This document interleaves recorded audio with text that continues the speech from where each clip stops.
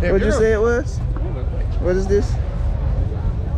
It's a 1959 Ford Edsel. This was the car that Henry Ford II built as a tribute to his father, Edsel Ford, who died at a very young age of cancer. And it was very futuristic for the time, but when it came out, the public didn't like it. It was somebody, I forget who said it, but somebody said at the Detroit Autorama, this car looked like it was sucking on a lemon, and it kind of stuck. And this was one of Ford's rare failures.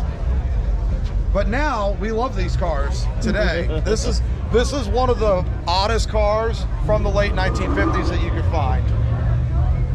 I actually like the styling on it. It's very different. It's out there. It even has a registration sticker on it from the 70s. I love touches like this on original cars.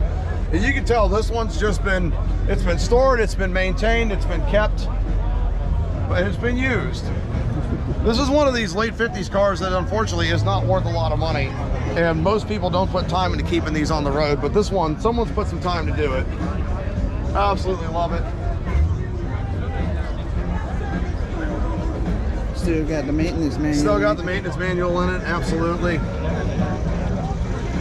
That manual's harder to find. I thought this would be perfect for you right here. Say hello to the G-Wagon 4x4 squared. It's a G-Wagon with portal axles and dual shocks on every corner. I think it's about 20 feet tall, give or take. It probably gets about 6 miles to the gallon, and I don't care. Because just look at how awesome this is. You don't often see the 4x4 either. You don't see, well, they actually make quite a few of these. They're around. It's the 6x6 that you don't see very often, but this does have the same axles in it as a 6x6. It doesn't have the tire inflation system like a 6x6 though. Actually, I don't even think this has a spare because there's nowhere to put it on this. And this was the US crash bumper to homologate it for the US market, believe it or not. Because it's so high, apparently, you know, the U.S. government going under. Yeah, the U.S. government is worried that you are going to be hurt in this if somebody rear-ends you. Even though it weighs about 15,000 pounds and is made out of depleted uranium.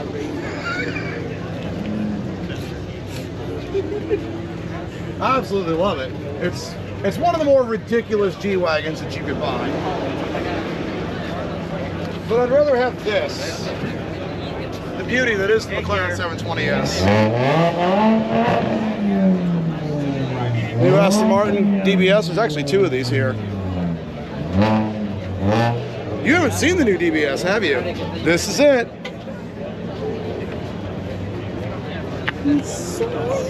The ultimate Aston Martin. Once I got Lucy, you come back. That's what you see me do. I'll bet this is as good to drive as the DB11, but I haven't driven this one yet. 6-liter twin-turbo V12 that makes 720 horsepower.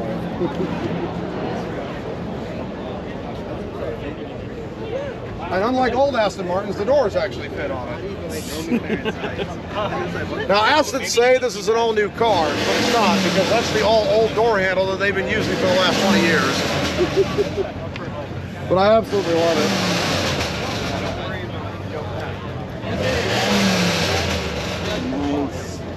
Beautiful, beautiful stuff. This is something you will never see. The hot rod guys would throw a fit if they saw this. Because it has a new. Oh, I see why. No, I know, but it's a 2J motor and a freaking 32 Ford pickup, and it just works. I love it. I would build something like this. But most people who are really into hot rods, they would just cringe at the thought of a Japanese engine in a hot rod.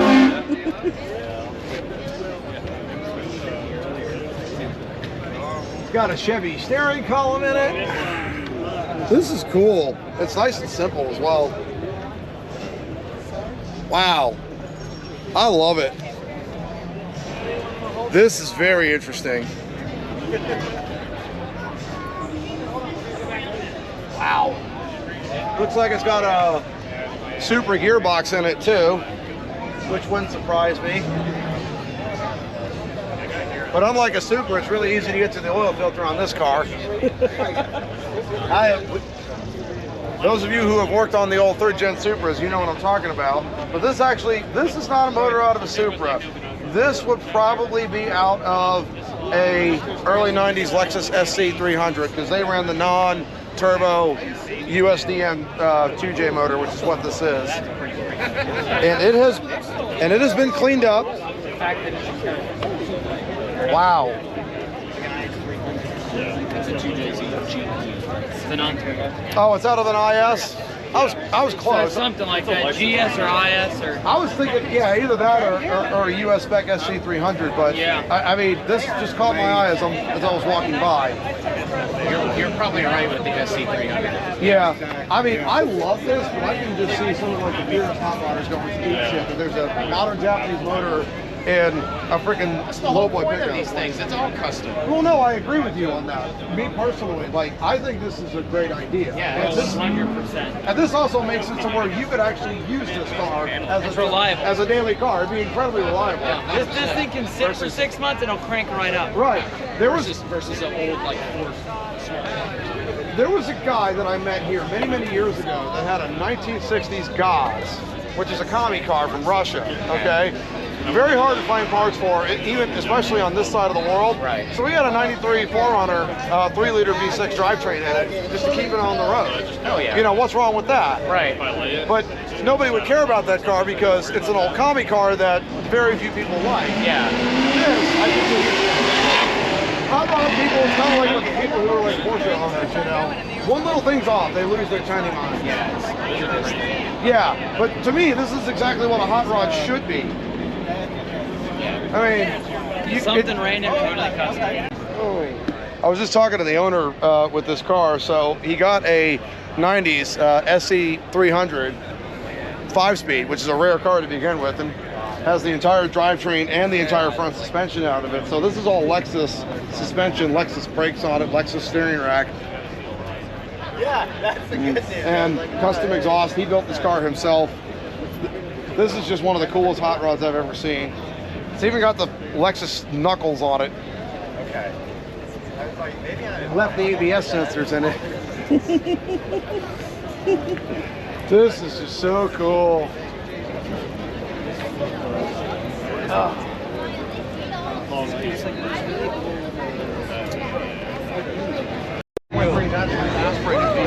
That's the same one as the E63. Yes, it is. But this is the current motor that they use.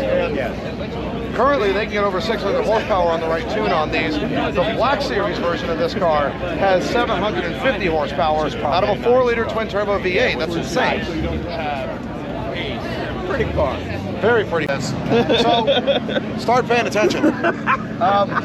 So, the Virage was basically the mid-range car between the DB9 and the DBS. Didn't really sell very well. And all they really did was they just kind of rebadged them a little bit, and they would you could get carbon ceramic brakes on the Virage. It was a little more luxurious, but it was supposed to be kind of between a DB9 and a DBS. They're really hard to find because they only made them for about a year and a half. The more common ones are the DB9s. The ones you want, if you're going to get a DB9, you want a later one, anything 2012 or newer, that's the one you want to actually own and live with. And again, I'm kind of bored. It's all right. Not with you, excuse me. Fair with play. life, with COVID and this, that, and the other. I bought a motorcycle last year. I know how you feel. I'm not quite that much of a death wish, but Fair enough. what would you look for in a night? I had some British cars in the past, years ago, Jaguars. Right. I have a Mclaren now, which is a fantastic car. Wait a minute. This guy just said he was bored, but he has a McLaren. You know, you got to keep switching it up. Great car. Great But car. They're wonky. They are. The DB9 is just an epic grand tourer. I actually had a client that put 150,000 miles on one before he hit a deer and totaled it. The biggest thing. You in the business? Not anymore. I used to be. I'm just also a big nerd. The big things to look for on DB9s and older DBSs and the Vanquish is really how they've been taken care of and how they've been treated. And those cars really don't like to sit. They like to be driven. They like to be used. people who leave them out in the sun, the dash does not like that in that car. Or like what car does. You know, and people have a tendency to take them to really poor body shops when they get into an accident. So there's plenty of them out there. The problem I have with the really early DB9s, the tech that was in them, I mean, it was crap, but it was new, and it's unreliable. The Vanquish kind of appeals to me, so I want to be 12. Right. Nothing wrong with the Vanquish. That if we're talking the 2016, 2017 Vanquish, nothing wrong with that car, and you can get a good one of those for $125 today. Where would you look for? Where or what? What I look? Where would you look? I would look, honestly, if Motorcars has one, I mean, they don't sell junk, but there's definitely going to be more of them in markets like Miami, Los Angeles, places like that, Chicago, believe it or not. They do pop up here for sale from time to time. I would just definitely have it looked at by a dealer or an Aston Martin shop. Make sure you're not buying something that was a hodgepodge. Sure. Because as you know, when supercars like this, when they get cheap, then they stop being taken care of. They stop being taken care of. That's the biggest problem with the older Vantages is it's the same thing with this Ferrari F430 over here. These are cars that you can buy for under 100 grand today. They had the dash. And people just don't take care of them. He couldn't stop it. No, you can buy an 06 Vantage for 35 grand, no problem. You can buy one. Yeah, but then you got nothing but headache and aggravation. Exactly. That's my point. Yeah. You know, you want to buy a car that somebody's enjoyed and taken care of. I understand. I highly recommend the old Vanquish. It's a fantastic car. It really is. Okay. Yes, the square steering wheel is weird. I understand. The only Vanquish I've ever driven was the way back days when it was had a V8 actually. Yeah, back in the late 80s. Couldn't see squat out. It had a really intrusive A-pillar. Right. Very hard to see out of. Right. Made fantastic noises. Yes.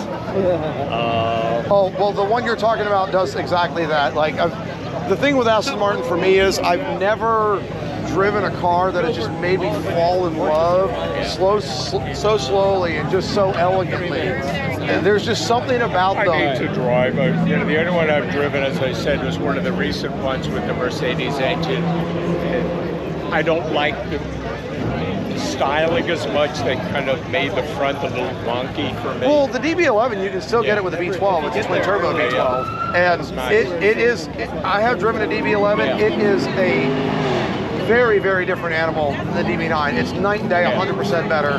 What kind of price range are they selling for? The new DB11s, I think they start at 220. They're probably, Yeah, it's out of my price range for a toy. Well, another thing you could get for around 125 to 140, if you can find one, if you can find the DB9 GT, which was the last year of production, that was the swan song for the DB9, and it's, as usual with Aston Martin, the last car they make in a model series is the best car that they made. Yeah.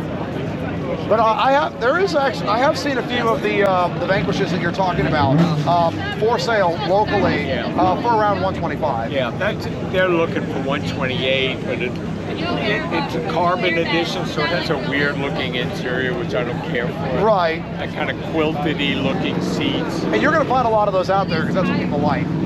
You know, you're more like me.